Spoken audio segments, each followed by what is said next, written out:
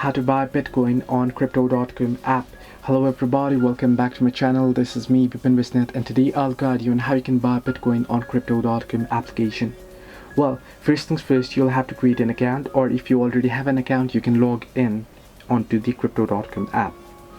Next thing is you'll have to deposit funds in your account using a bank transfer, credit card, debit card, or cryptocurrency transfer. Once you have deposited it, simply go to the buy section of the Crypto.com app or exchange, then select the Bitcoin. So unfortunately I'm having some trouble here loading up, but once you select the Bitcoin, enter the amount you want to buy, and you'll have to go through and confirm the transactions.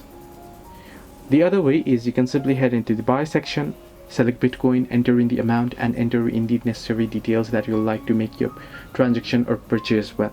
This is how you can buy Bitcoin on Crypto.com. Hope this helped you. Do like and subscribe, and do not forget to leave a comment down below if you have any further issues.